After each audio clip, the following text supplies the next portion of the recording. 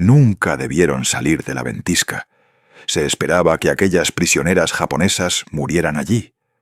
Sin embargo, hombres agotados las cargarían durante millas, paso a paso, contra un frío que cortaba el aire.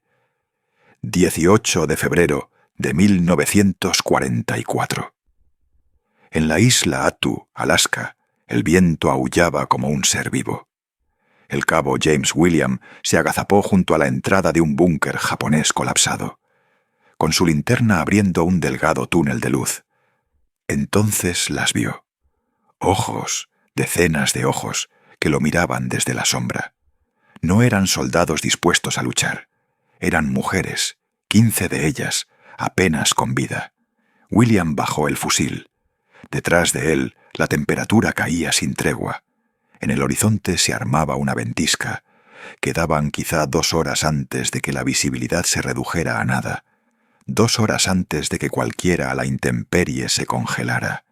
Las mujeres se apiñaban en mantas rasgadas y abrigos militares deshilachados. Una dio un paso al frente. Cabello negro con hebras grises. Llevaba los restos de un uniforme de enfermera. Se inclinó con una dignidad precisa. Después habló en un inglés entrecortado. «Somos enfermeras. Por favor, misericordia». Se podría decir que, si estas historias olvidadas de coraje y compasión te conmueven, en este video te invitamos a dejar un me gusta y suscribirte. Cuéntanos en los comentarios desde dónde nos escuchas. Estos momentos merecen ser recordados. Nos recuerdan cómo luce la humanidad incluso en las horas más oscuras de la guerra. Y en ese instante, William comprendió algo que lo perseguiría siempre. Aquellas mujeres habían sido abandonadas para morir allí, no por los estadounidenses, sino por su propio mando. Aquel rincón era el borde del mundo, la isla más occidental de la cadena de las Aleutianas, un lugar donde el viento no descansaba y la niebla se tragaba a los hombres enteros, donde las temperaturas podían caer 30 grados en una hora y el frío mataba con la eficacia muda de una bala. Entonces los japoneses la habían tomado en junio de 1942. Dentro de su ofensiva del norte, un punto de apoyo en territorio estadounidense. Para mayo de 1943, Estados Unidos lanzó la operación Landkrab para recuperarla. Lo que vino fue una de las batallas más sangrientas del teatro del Pacífico. Casi 550 estadounidenses murieron. Más de 2.300 resultaron heridos. De los 2.900 defensores japoneses, solo 28 fueron capturados con vida. El resto murió combatiendo o se quitó la vida antes que rendirse. Pocos sabían que entre aquellas fuerzas japonesas había 15 mujeres, enfermeras del cuerpo de enfermería del ejército imperial japonés. Se habían ofrecido voluntarias para esa misión. Era una de las más peligrosas de toda la guerra, cuidar heridos en el entorno más remoto y hostil imaginable. Trabajaban en búnkeres subterráneos que apenas las protegían del clima. Trataban congelaciones, gangrena y heridas envenenadas por la humedad perpetua. Sobrevivían con raciones de arroz que se reducían semana tras semana. Derretían nieve para obtener agua. Quemaban retazos de papel para sentir un poco de calor. Cuando llegó el asalto estadounidense, el mando japonés tomó una decisión que selló miles de destinos. En lugar de rendirse, ordenó una carga banzai final. A las enfermeras les dijeron que se quedaran atrás para atender a los moribundos y que, cuando llegaran los estadounidenses, se quitaran la vida. Era lo esperado, era lo honorable. Sin embargo, la batalla terminó en el caos. Se cortaron las líneas de comunicación. Mataron a los oficiales. En la confusión, las 15 mujeres quedaron atrapadas en un búnker que pasó inadvertido durante el barrido estadounidense. Durante 9 meses sobrevivieron con restos, con la esperanza de que el rescate llegara algún día. Nunca llegó. Su propio ejército las había olvidado, o quizá supuso que ya estaban muertas. El búnker se volvió su tumba, o al menos eso creyeron. Para febrero de 1944, Attu se consideraba segura. La 7ª División de Infantería había seguido hacia otras luchas. Quedaba una dotación mínima dedicada a estaciones meteorológicas y tareas de limpieza. El cabo James William de Ohio formaba parte de un equipo de 4 hombres encargado de demoler búnkeres japoneses. William tenía 24 años, hijo de un obrero de fábrica y de una maestra. Antes de la guerra, pensaba estudiar ingeniería en la Universidad Estatal de Ohio. Ahora pasaba sus días catalogando restos de batallas que otros habían peleado y perdido hacía tiempo. Los 2 primeros búnkeres contenían lo que esperaban: cadáveres rígidos, fusiles oxidados, raciones echadas a perder. Pero el tercer búnker era distinto. Vapor. Finas hebras de vapor salían por las grietas de la entrada. William alzó la mano. La patrulla se detuvo. El vapor significaba calor. El calor significaba vida. En silencio, su dedo se posó en el gatillo. Les habían advertido sobre los rezagados, soldados japoneses que no se rendían y atacaban sin aviso. Hizo una seña al soldado Raso Chun para que fuera a la izquierda, mientras él y el sargento Davis se movían a la derecha. El 4.º hombre, el soldado Raso Kowalski, cubría desde detrás de un montículo de nieve.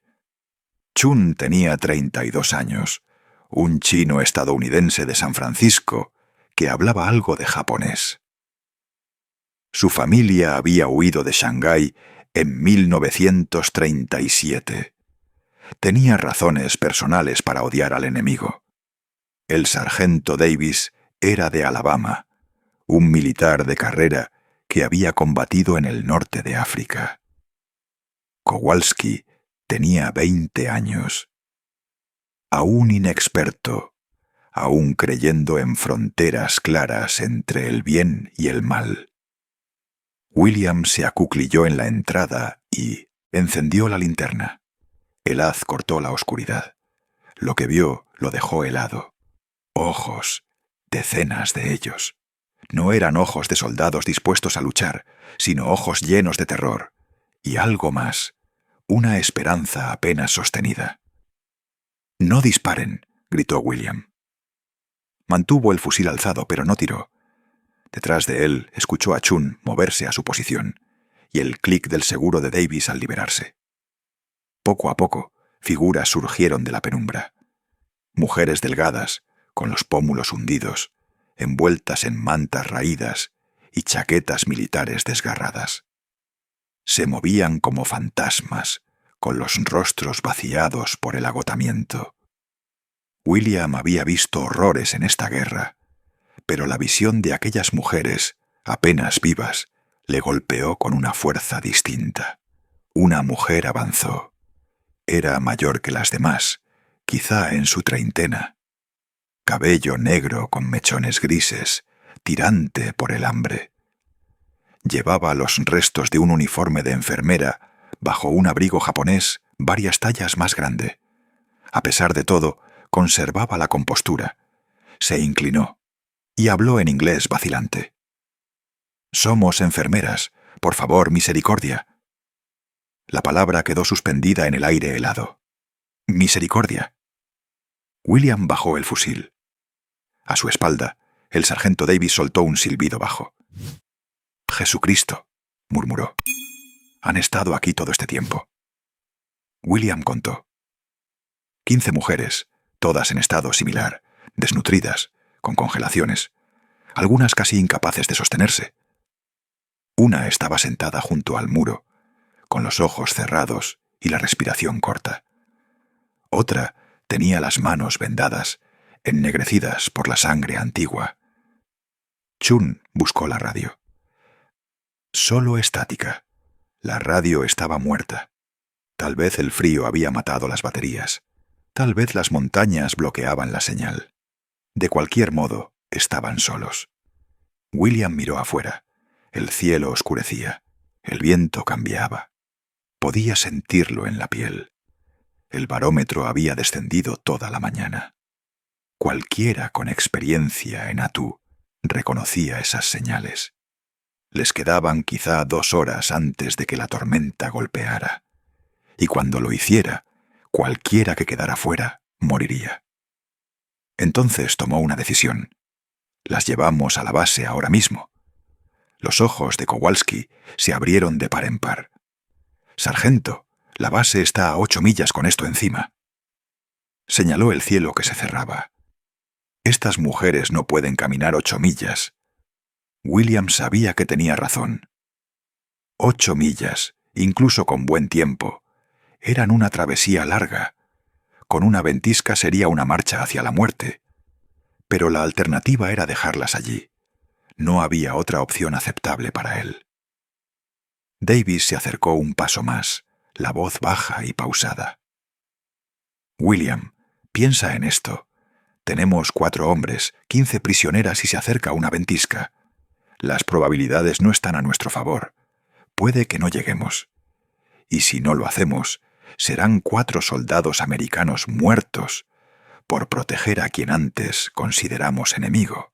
En ese momento William fijó la mirada en Davis. «Ya no son el enemigo. No más.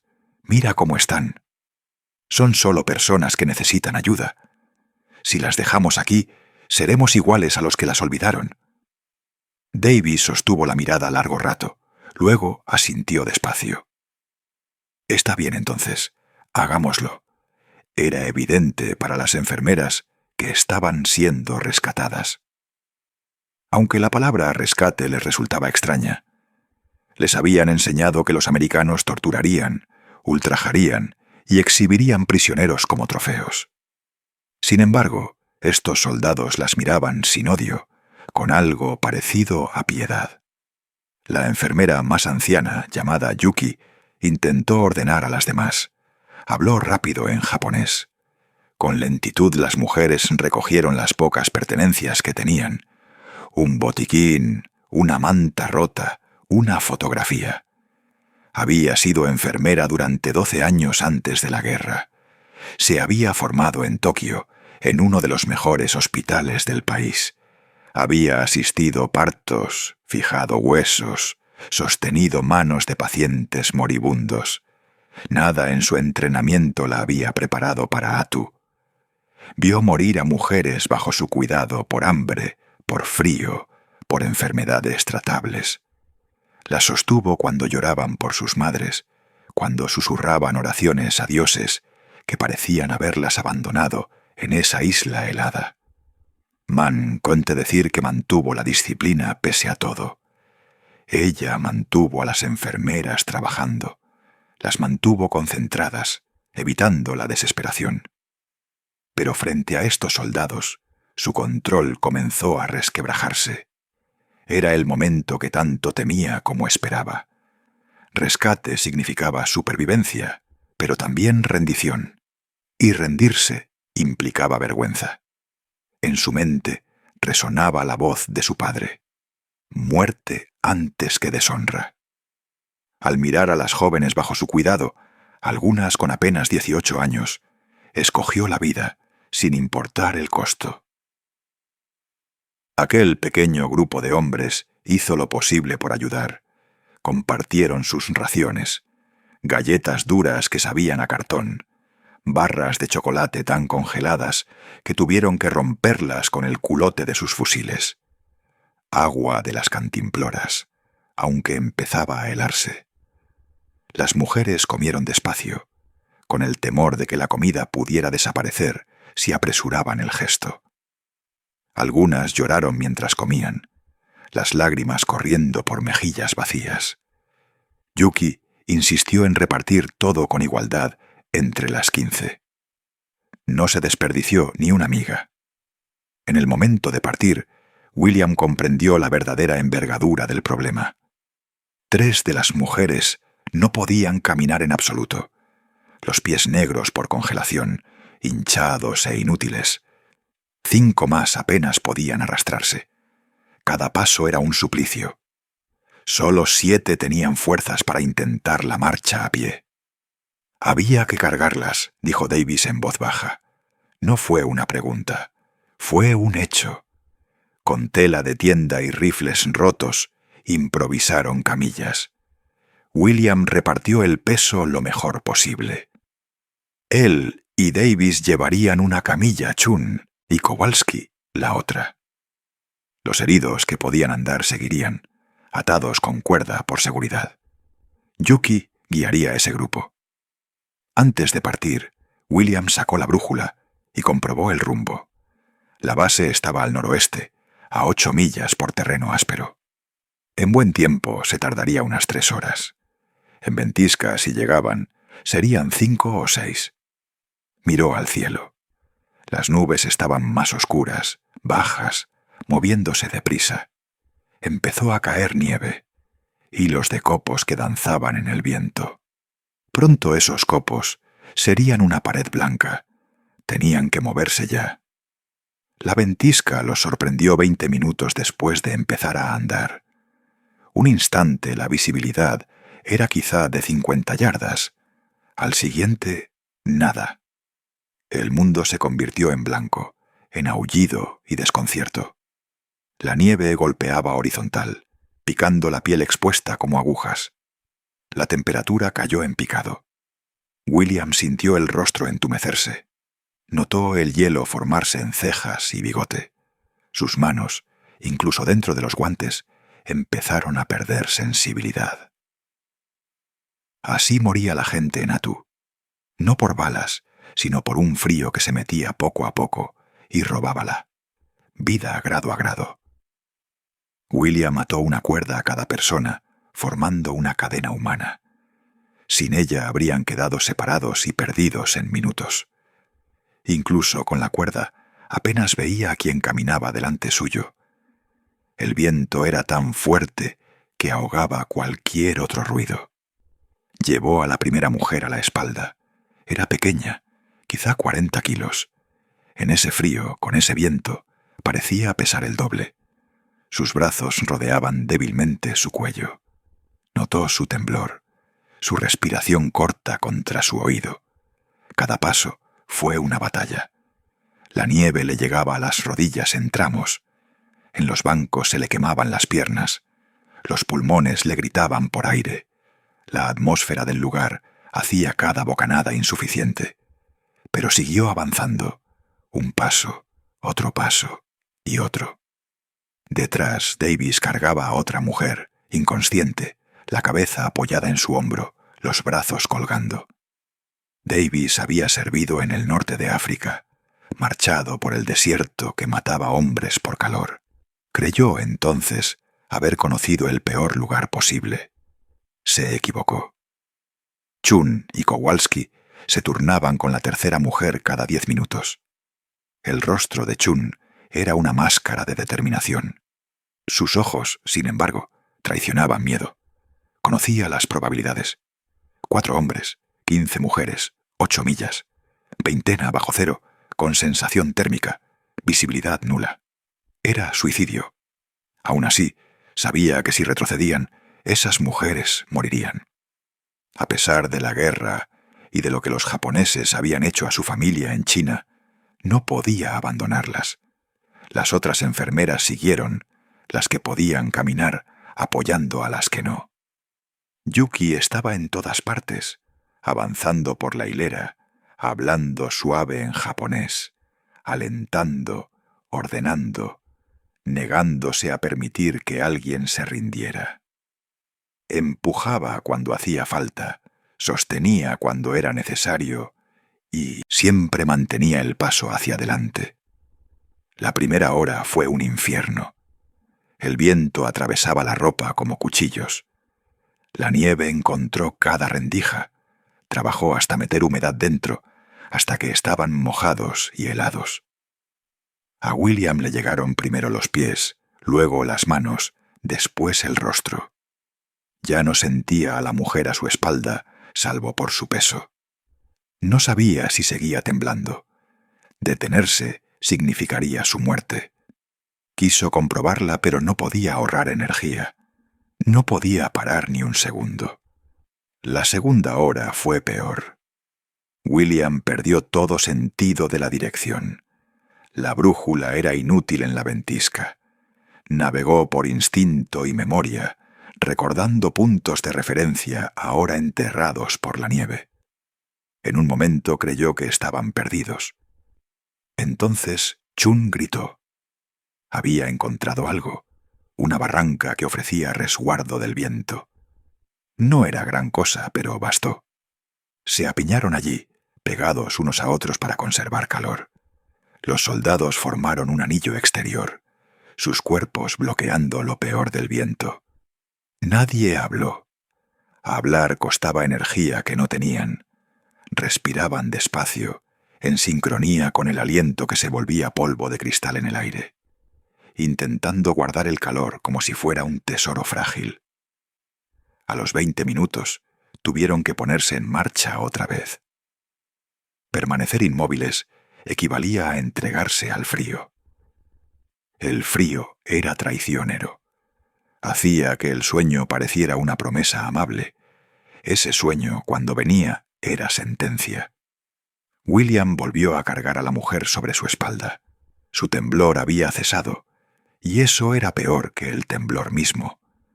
Cuando el cuerpo deja de tiritar, la hipotermia avanza. Los órganos vitales se protegen y todo lo demás se apaga. William sabía que debía acelerar, pero no había cómo ir más rápido. Kowalski se desplomó, como una marioneta a la que hubieran cortado los hilos. Shun lo levantó con una fuerza que sorprendió a ambos. «No puedo», jadeó Kowalski. «No puedo más. Estoy acabado».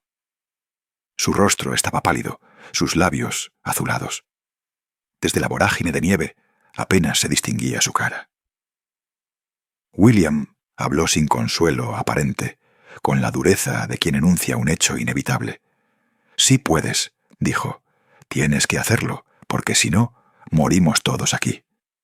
Fue una arenga cruda, casi brutal, y sin embargo funcionó. Algo prendió en los ojos de Kowalski, rabia, vergüenza o puro instinto. Se incorporó, tomó la cuerda y siguió. Cuando una de las enfermeras se dejó caer en la nieve, Yuki se arrodilló junto a ella. Habló con urgencia y la abofeteó con tal fuerza que la devolvió al mundo. La mujer se incorporó, aturdida, y la columna no se detuvo. William contempló aquella insistencia implacable y apenas pudo creerla. Ella también estaba exhausta, pero no permitió que nadie se rindiera. «Sobrevivimos juntos», le dijo en un inglés toscamente adquirido. Él asintió sin palabras. La ventisca se intensificó. El viento parecía tallar el aire, arañando la ropa y la voluntad. El tiempo se disolvió en una miseria blanca y uniforme. William empezó a ver luces que no estaban y a oír voces entre el ulular del temporal. Se ancló a un mantra repetido para no dejarse llevar. «Mi nombre es James William. No moriré aquí», se decía. La mujer a su espalda murmuró algo en japonés, quizá una plegaria o un adiós. William no entendió las palabras, pero sintió su peso. Otra enfermera cayó sin aviso, inconsciente, pero con respiración febril. Kowalski dijo la verdad sin adornos. «La dejamos o morimos todos». Pero al encontrarse con la mirada de Yuki, la respuesta se hizo obvia. «La cargamos», dijo William, y así lo hicieron, alternando cada 10 minutos. Cada relevo fue puro tormento. Avanzar era una exigencia de vida. Cuando la tormenta amainó por fin, el depósito de suministros emergió entre la nieve como un sueño tangible. Thompson casi les dispara antes de entender que eran personas. Los médicos salieron corriendo. La enfermera sobre William abrió los ojos y pronunció palabras que él no comprendió, pero que le llegaron al fondo del pecho.